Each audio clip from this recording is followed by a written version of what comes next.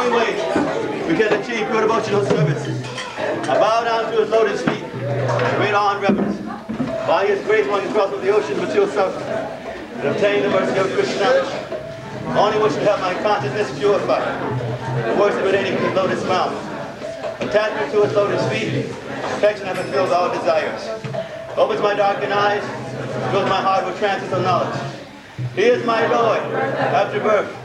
From him a static emanates. By him innocence is destroyed. Great scriptures sing of his character. Our spiritual master, the ocean of mercy, filled with poor, master devotees. Oh, Master, mercy unto us. Give us the shade of your lotus feet. Your fame is spread all over 3 worlds. We take shelter of your lotus feet. ISKCON found the charger. BBT found the charger. His divine grace, AC Bhakti Vedanta. Swami Sri Prabhupada.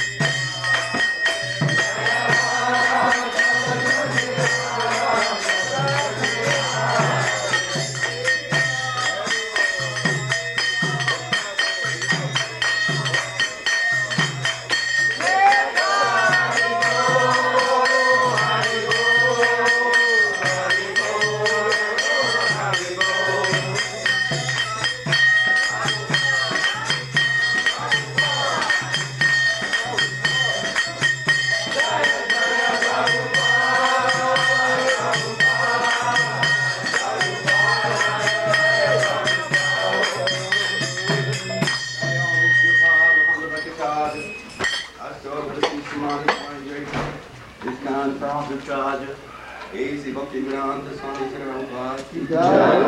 Jai Om Vishnu Bhava Maham Prakacharya. Asota Sismati Divine Grace of Bhakti Sarana. Saraswati Dikho Maharaj ki. Kiranamachar Dharidas Kaur ki. Sven Sevot Sri Krishna Chaitanya Prabhu Nityananda. Sri Dhare Jagaradhar Saraswati Gaur Bhakta Vindi. Sri Siddhar Krishna Gopi Gopinath. Sai Mukunda Radha Kuni Giri Govardhana ki, Vrindavan Dham ki, Dora Dham ki, Navadi Dham ki, Munamani ki, Gangamai ki, Vasi Devi ki, Bhakti Devi ki, Samavena Bhakta Vinda ki. All glories to Swami devotees. All glories to Swami devotees. All glories to Sri Guru and Sri Guru.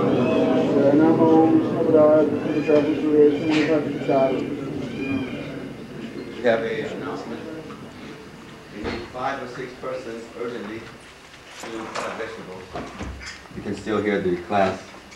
So, if it doesn't say men or women, so we can divide here with equal opportunity employers here. There's people from this side, people from that side. Narayana Namaskritya Naram Sarva Narotamam Evam Saraswati Vyasam Jato Dayamudirayat Nasa Prayesu Bhadresu Nityam Bhagavata Sevaya Bhagavati Uttamasloke Bhakti Bhavati Naishtaki Om Namo Bhagavate Vasudevaya Om Namo Bhagavate Vasudevaya.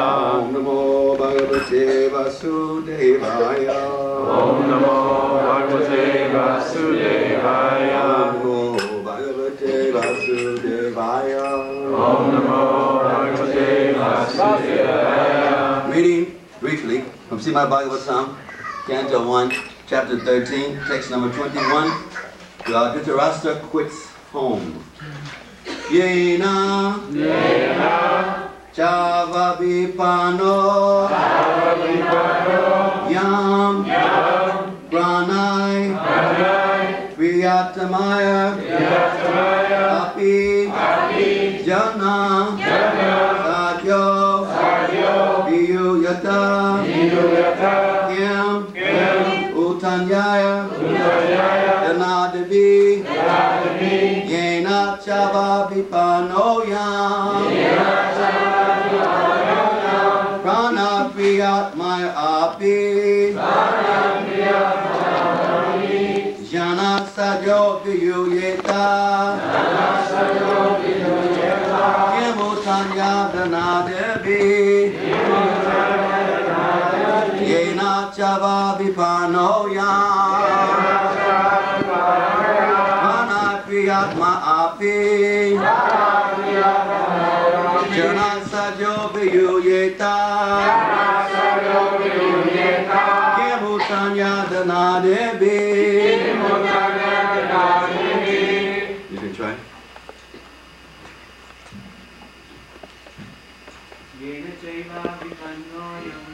Yena Chavabhipano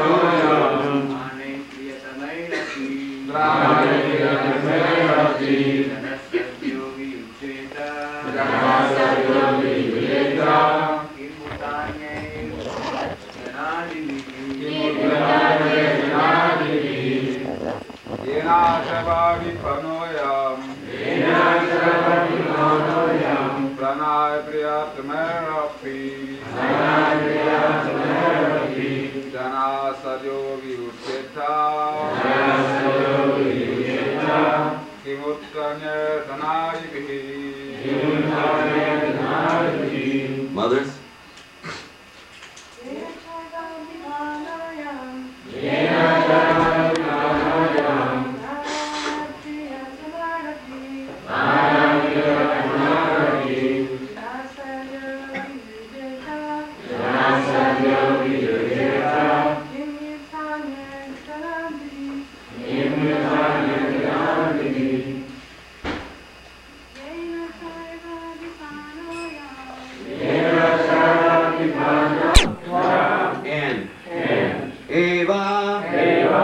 Certainly. Abhipanai. Overtaken. I am. This. Pranai. With life. Priya. Tamai. Which is most dear to everyone. Api. Even. Janai. Person. Sadhya. Forward. Viyuyata.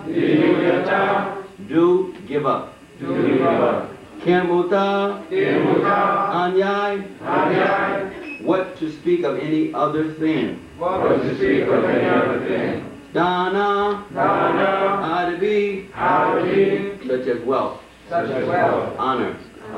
Children. Land. And house. Translation. Whoever is under the influence of supreme Kama, eternal time, must surrender his most dear life. And what to speak of other things, such as wealth, honor, children, land, and home. Repeat after me. Whoever is under the influence of supreme Kala, eternal time, must surrender its dearmost life, and what to speak of other things, such as wealth, honor, children, land, and home. Report. A great Indian scientist, busy in the plan-making business, was suddenly called by invisible eternal time while going to attend a very important meeting of the planning commission. And he had to surrender his life, wife, children, house, land, wealth, etc. During the political upsurge in India and its division under Pakistan and Hindustan, so much rich and influential Indians had to surrender life, property, and honor due to the influence of time. And there are hundreds and thousands of examples like that all over the world, all over the universe, which are all effects of the influence of time. Therefore, the conclusion is that there is no powerful living being within the universe who can overcome the influence of time. Many poets have written verses lamenting the influence of time. Many devastations have taken place over the universes due to the influence of time, and no one could check them by any means. Even in our daily life, so many things come and go in which we have no hand, but we have to suffer to tolerate them without remedial measures. That is the result of time. So this Mahatattva, that is the covering, that is keeping the living entities away from appreciating the great adventure and the great splendid associations connected when one is void of material consciousness or the three modes of material nature. So an integral ingredient of this Mahatattva is Kala, is time. That in the material world, everything is remaining for a specific period of time until it begins to deteriorate, until there is ultimate devastation. So it is the environment of relativity, of transitory things, where we see the spiritual world as the opposite. It is Vaikuntha versus Kunta. Kunta full of misery, full of suffering, as time catches up or defeats us. And the spiritual environment is Sanatana. So even some small flickering, chapalasupa, flickering pleasure, it just kind of sneaks in on us and then it is gone. And most of the time what we call pleasure in the material world is the temporary absence of more intense suffering. Basic material body is designed for harassment. The mind is causing us all kind of mental gymnastics, all kind of suffering. The eye sees something, they immediately want to possess it, to see it, to grasp it, to perceive. The nose, the tongue, the belly, the genitals. And so these Vegas are constantly pushing us. And sometimes more severe than other times. And sometimes as they're pushing, the body has become so weak as it gets older, it has so much difficulty in just trying to do even the most basic things. And most of the time, the mind simply falls prey. So, in time, if the desire is strong enough that one wants freedom, then just like in the case of Dhritarashtra, that he was in such an embarrassing situation. Because he was thinking mainly about the comfort of his material body. His body was falling apart. He was living in an environment that was responsible for the death of his son. But he had no shame. Because when we are too captured by the material body, people will do all kinds of heinous things. The people who are captivated by drugs, they will do all kinds of heinous things. People who are so much determined to get fame, sometimes with some models, some entertainers, some movie stars, sometimes what they have to do to get some fame, sometimes what some politicians have to do to finally get some leverage in politics, they have become dogs.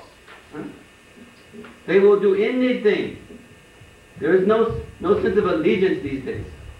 People are simply concerned with what will somehow give them some seemingly pleasure, but will in most cases just give them more and more suffering due to the sins that they perform and the karmic reactions they have to experience based on those sins. But because so many people play into that game, sometimes even as devotees, we get temporarily captured by the same game. And we run this race without looking close to see what the ultimate goal is going to produce. Somebody's telling you to come somewhere and you're rushing to get there, and then you find when you get there, they're simply going to beat the hell out of you. Huh? This is Maya's game. Maya says, come, do like this, do this one, do it fast. Beg, borrow, steal, do whatever you can. Trespass, exploit, abuse, whatever you can do. Get your happiness based on material commodities. Get something to hold on to and call it yours. Not only is it not yours because it will be taken away, it's in the same Maya that has encouraged us to take it, arranges all the elements to beat us like anything. So in time, we will have to pay the price. Just like now, it is so much a big thing about retirement. Because everything is becoming more insecure. People are looking at their jobs, and their jobs are getting downsized. They're looking at their insurance companies, their social security, their pensions. Everything is precarious.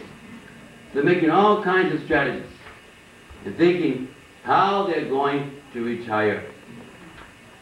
Millions and millions of people are working very hard and are retiring in this decade without anything but just anxieties from how much they have worked so intensely with following the so-called American dream or materialistic dream, just to be so defeated and so disappointed. Right now in America, about 95% of all the wealth, all the assets, is controlled by about 1 or 2% of the rich and super rich. So basically, people, whether they are lower class, medium class, so-called upper class, basically they're just making enough money to kind of suffer in certain ways, a little bit more peacefully, this way, that way. Somebody has a nicer, fancier prison. Somebody has a little shack. Somebody has a rundown car to drive to work, to be tortured. Somebody has a real fancy car to drive to be tortured. Huh? Somebody comes home and eats a very, very so-called sumptuous meal of the most kind of degraded things to keep the body so they can go back and keep working as a slave for someone else. For Maya, basically. But Maya is a very cheating employer because Maya's wages is a big kick in the back and a slap in the face. But the wages of devotion is more service. When we are engaged nicely in devotion, watch out. Because Krishna will give you more service. Huh? That is a good payment. Krishna says, oh, so you're serving nice? So here, take more medicine, speed up faster the process of purification. Because here Krishna is letting us go against time. Instead of time beating us and giving us deteriorated effects, Krishna is allowing us gradually to transcend if we have that level of consciousness. It's quite sad sometimes. Now they have all of these elderly homes where people have to be put away. Sometimes their relatives, they feel, somewhat okay with it, they don't have much compunction because they feel we put our father, our mother, we'll just say our grandparents, we just put them away, out of mind, out of sight. And they make these nice buildings sometimes, for the elderly. And in many cases, people suffer because now they have no association. Especially if family just forgets about them. And sometimes we see how they hold on to the last 5 minutes. In these elderly homes, they have their own social events, huh? And sometimes they have their programs in their ballrooms or something. You see these old people, 95 years old, 98 years old, coming down in miniskirts, huh? Coming to the ball. They can barely come down the elevator. Huh? Barely come down the steps. And they're still having some lusty desires. The body is already falling apart. They may not make it back upstairs. But they're coming down there to try to enjoy. Huh? Put on their wigs, they put on their high heels. They can barely walk. But this is the nature. And instead of, as we see in Vedic culture, as one gets older, one begins to think about how to minimize things. How now to be free, one has lived such a life of so much having to deal with mature energy, and one is thinking, now I can put it behind me, and I can prepare to walk into the spiritual kingdom, because nothing is going to be there to hold me back. Nothing am I still wanting to do, thinking that it is something of value, anything, nothing greater than full surrender. And when we are prepared, then Krishna is prepared to receive us. So therefore we see this constant sense of renunciation and simplicity based on the spiritual paradigm. But in mature paradigm, people are thinking, so when I get old, what am I going to do? Who's going to take care of me? How am I still going to enjoy? When I'm younger, I can fight for my enjoyment. I can go out and do some manipulations. But now I'm getting older. How am I still going to enjoy? And so people try to find ways to put things aside. So when they get older, and the body starts telling them they should forget about material enjoyment, how they can still try to defeat Kala. But Kala says no. No way.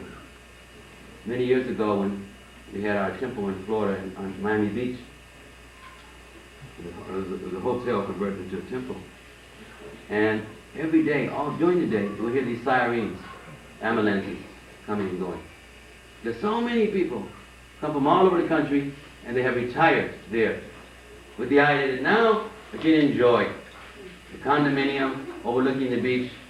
And sometimes all they can do is just look out the window and look at the water.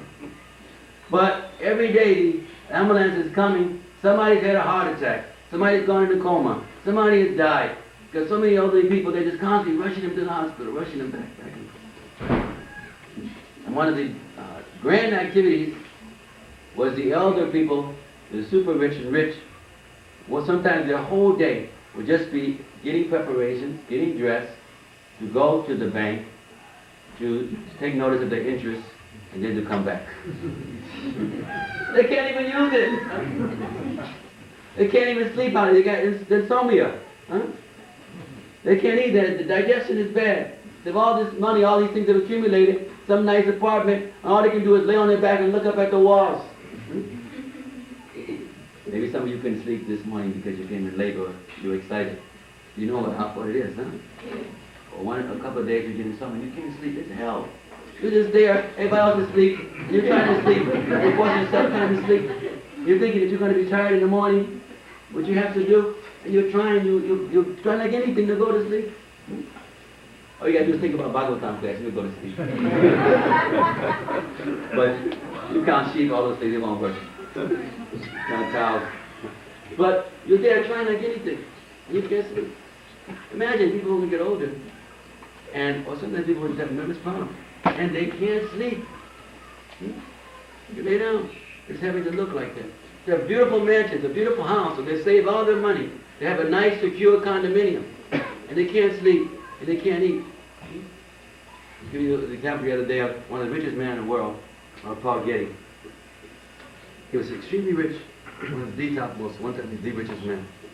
And once he was being interviewed, and he said, all the money in the world, it can't buy you a good digestion. He would have these big banquets, and his digestion was so bad, he would just eat a little spinach or something. And all did all of these places, all of these wealthy, elaborate houses and things. He had insomnia, he couldn't hardly sleep. He had been divorced about 6 times.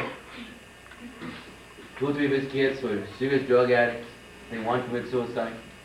He had psychosis. He had this problem of like constantly washing his hands. Everything had to be super, super clean. With washing hands, always afraid that it's going to catch some germs. So, what is the value of trying to enjoy when there is so much disturbance and so much temporariness? So, what is the solution? Well, like Vidura. So, if one is somehow fortunate to be able to come in contact with proper sadhu, then even though so much illusion is there, and one is so confused and doesn't know what to do, doesn't know how to find some understanding, doesn't have a clue about what life is about, the sadhu can just break through all of that. Just see how many of us, before we came into the movement, most of us, we're so confused. We didn't know what to do. What are we going to do with our lives? Many people were even suicidal. So much wondering, what is life about? Is it just about struggling this way, that way, and then to die after 65 years, 75 years? Is it just about doing like what most people are doing? Just struggling like anything? Just some temporary things? Acting foolishly like monkeys? But then, the mercy of sadhu, the mercy of guru, by having this transcendental literature, and by having association with sadhus, then somehow, in some way, at some point in our life, there was a connection. And we heard that transcendental vibration of Bhakti Ras. Something began to happen. Something began to stir up in the consciousness. Even though we were covered over by that Mahatattva covering, something began to happen. And we started reaching out, like a person stuck in quicksand, reaching out, trying to grab for somebody who helped them before they go on to their last time. So this is what Vidura is doing. He's letting Dhritarashtra know. Don't be so foolish. You are completely falling apart. You are so much an embarrassment, your situation. It is all clear. Now do the necessary. Now people are engaged in so much plastic surgery. Now there is the cloning. With so many attempts in trying to defeat Kala. But who is going to win? Kala will simply allow them more and more involvement so that the understanding which comes with the punishment is more intense. So we can surrender immediately. We can surrender gradually in this lifetime. Or we can take many, many lifetimes. But whatever we decide, Kala is fully prepared to punish us concomitantly. If we want gradual punishment that goes on and on and on, we want it for many lifetimes, or if we want to burn up all of this negative karma and walk away from it, then Krishna will arrange that. Krishna will see that all of our lingering material desires will come before us quickly. If we desire sufficient fast advancement, if we're more and more convinced that we don't want to go on in this illusion, then Krishna will help, Maya will present so many, many opportunities to let so many gross and subtle things come out. And as they come before us, then we have chance to burn it up and to move on.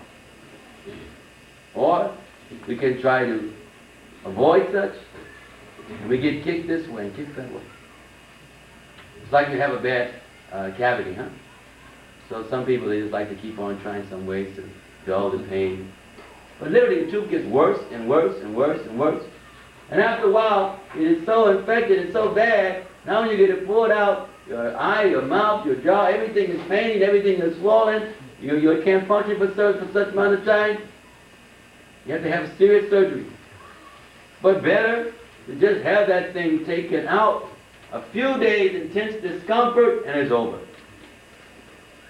Or we can prolong it and stop for a while, Next few days, next week it comes out again, and just constantly, they're in the background, just stalking at you, tracking you. So, this is the tricks. Maya wants us to think this is insurmountable. It's too painful to make the transition, because the transition is a very serious thing. Been living a certain way for so long, become conditioned to that. Now we want to move away from that, and it's not easy unless we have sufficient appreciation, the sweetness of the goal. So I said we have a short class, so we can make a few announcements. So Dhritarashtra quits home. Interesting purport of how one becomes so much affixed to improper securities. Some people are freezing individuals who leave their bodies. It's happening at some point. The idea that we freeze them, and then when the cure is found for this disease, then we can bring the person back to life. People are, even now in some cases, building elaborate facilities under the ground. There's some people even have a philosophy that one should settle in space. And so there are thousands of people who are thinking that real survival now that this planet is finished, real survival is somehow to colonize space. And they bring the same nonsense mentality, same craziness. They think that's going to make a difference. So all of these kind of things is just phantasmagoria and will not make any significant difference. So in our own lives, we also don't want to be cowards. We don't want to be afraid of taking the medicine properly, by following the principles very strictly, and by having strong sadhana. We want to do these things vigorously, even though the senses and the mind, due to so much conditioning in the past from time, keeps trying to grab hold and make us take advantage or lock into these unnecessary things. So we have to be clear that do we want to prolong the suffering, or do we want to make serious commitment, serious vows, like our devotees are going to do today? So some are going to be making some serious vows so that they can situate themselves in a more crystallized sense in going on with this life, rest of this life, and dedicated to the mission of Guru and Krishna. Or those who are in this matrimony, they're going to make serious vows about how to work together as a team, to engage in what this life is about, this human form is about, and so that they can remind each other not to backstep or not to become hypocritical. To remind each other about how dangerous Kala is, why they have to speed like anything, to try to reach the necessary goal. So we have no conception about retiring and just looking at bank balance, or retiring, just living in a brick prison. It may be beautiful, but there's no Krishna there. There's no Kirtan there. There's no prasadam there. There's no darshan, etc. We can't think of such a situation. For the devotee, it's completely hell. To think about spending so much of their later life where they can't be engaged in service, or can't be involved in some way in the culture of devotion. But devotee is thinking how they can gloriously leave this body and to be engaged somehow in thinking of Krishna, and if possible even more activated service to Krishna. So Dhritarashtra, he leaves, and his very faithful wife is eager to go with him. And they make this commitment of renunciation. So those who are entering into the matrimony, they should also think like that. Thinking about making a commitment to ultimately enhance or guarantee the ability for renunciation systematically. So time is going to move pretty fast. Some of you came in the middle of the night, still haven't had a chance to unpack and to bathe and other things and this prasadam. So let us go over the schedule and try to take notice. So we had mentioned that we'd like to have everyone here at 10:30. So don't make Radha Damodar wait on you. See the Prabhupada. Use your time wisely. This is one of the attributes that gives Baba. Baba, one uses their time very conscientiously. So, about 10:45, we would like to take the deities out on the ox cart. And, one second. So, we have Prabhupada and we have the deities on the ox cart. Now we lost one of our ox, so this is a little experiment for us. We're going to put another ox there by himself. So hopefully he will feel proud that he can pull Radha Damodar by himself this time. Usually he has a partner. He's going to get special mercy. So they tried to train him up last night. We'll see. Y'all good at training Baba is. So we'll take them. The candidates will be here. The rest of the devotees also will be here because we're going to go for Hari. We're going to take the devotees by procession. The brides will be in Kardamisha's room getting dressed. The grooms in the treasure room. So when we are ready for taking the deities, then I'll let the grooms know they'll come down and join the candidates, initiates. We'll all go outside with Prabhupada and Radha Damodar and the Kirtan party. So we'll have flowers, flower petals, and leaves. And of course we are going to benedict those who are taking their vows by offering our blessings to them and offering some flowers at their feet, lotus feet, not at their lotus eyes. And we'll take them to the arena for the yagna. They'll sit there. Then the party will quickly come back down to the temple for escorting the bride. We're going to take the bride by horse and buggy, Amish style. Way to remind us all about soon we want to get rid of our cars and fly by swan. Huh? Next time you come to visit us, we'll be going around by swans. Huh? We'll teach you how to drive swans in your temples also. So we need a couple of things. We need some devotees to be here 9:30, about 10 o'clock, but already to have in your mind how you're going to do it. You want to decorate the ox cart. You want to decorate the transcendental buggy. And any volunteers who want to drive the horse? We got some. We got any horsemen here? Horsewomen? What do you call it? Horseback riding. So we'll see. Maybe I'll be on the horse. Let's see. Your mother, you've driven a horse before? You have? You've driven a horse? You know how to ride a horse? All right. Okay. You may be on. They both do? Okay. That'll be wonderful. All right. We'll see. So be around. Be sure to be in the area about 10 o'clock. So you may have to test it out or something. So otherwise, I'll do it. You may take the bride pretty fast, so better hold on. You better hold it buggy back while I drive. So we'll see. The idea is to speed everything up, right?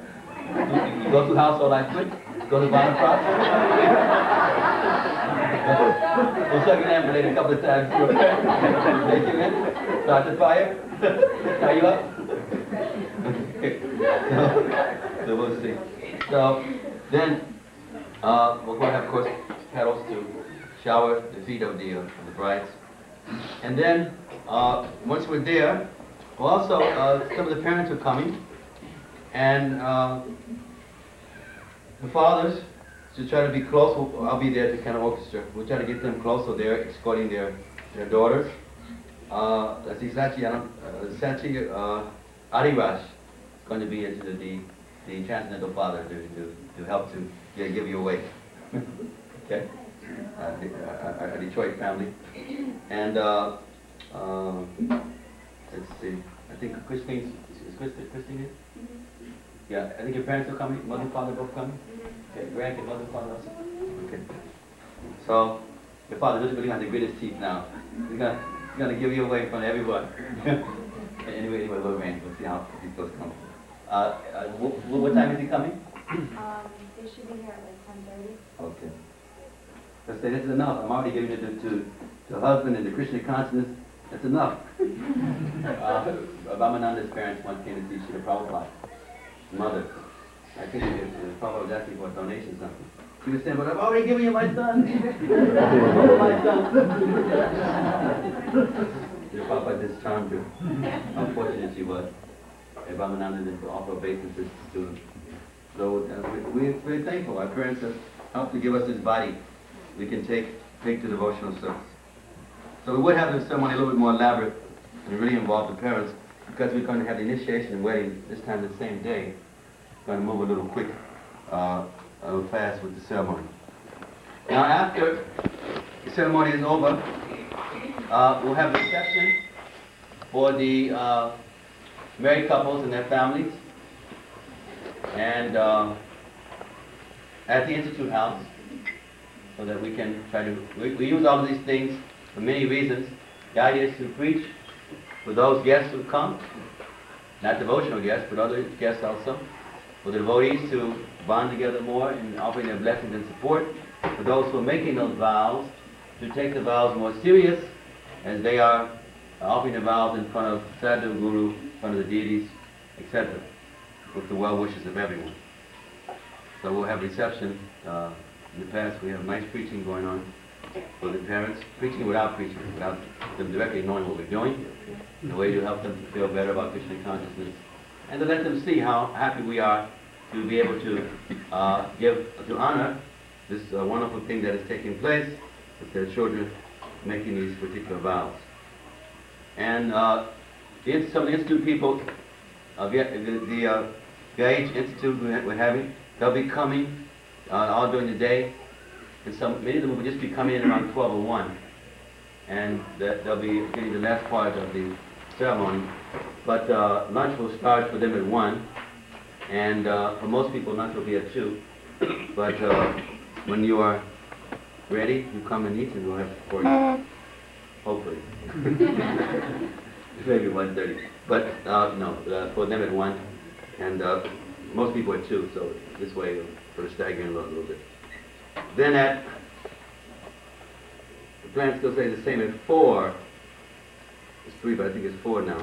So what happened, Parthasarthi Prabhu is coming. He's a spiritual master, functioning mostly in South Africa, from England, but he's traveling all around the world.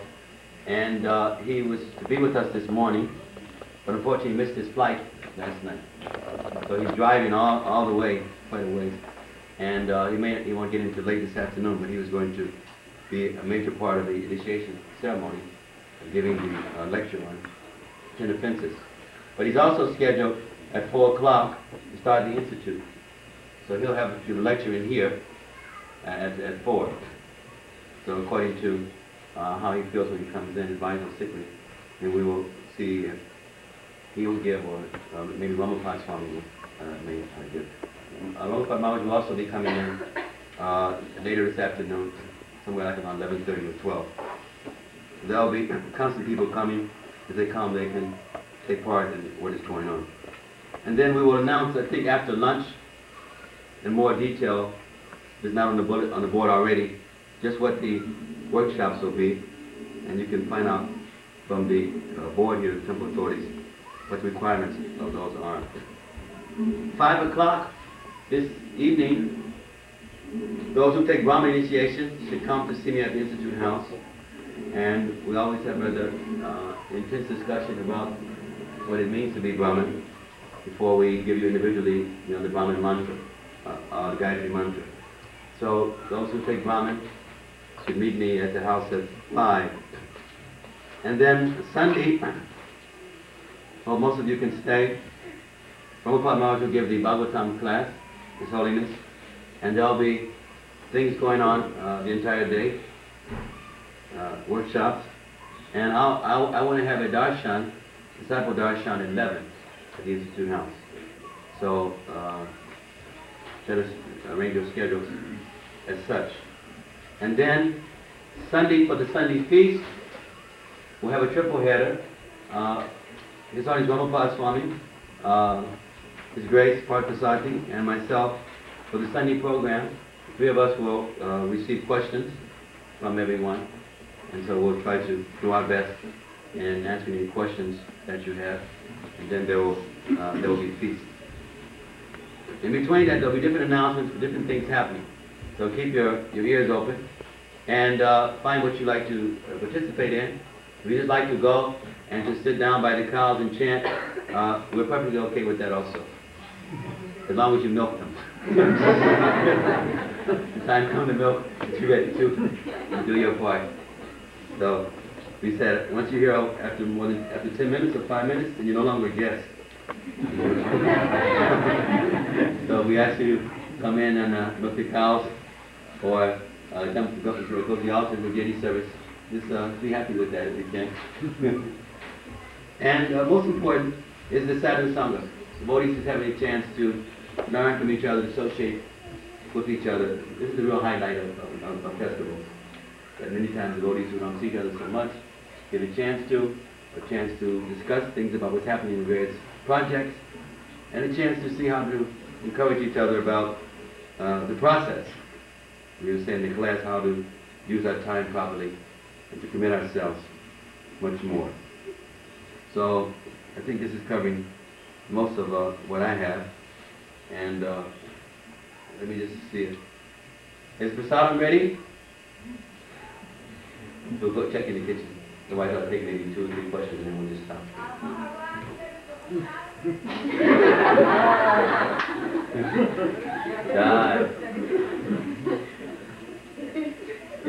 Any questions about the schedule? Anybody have any questions about the schedule? I think it's pretty simple.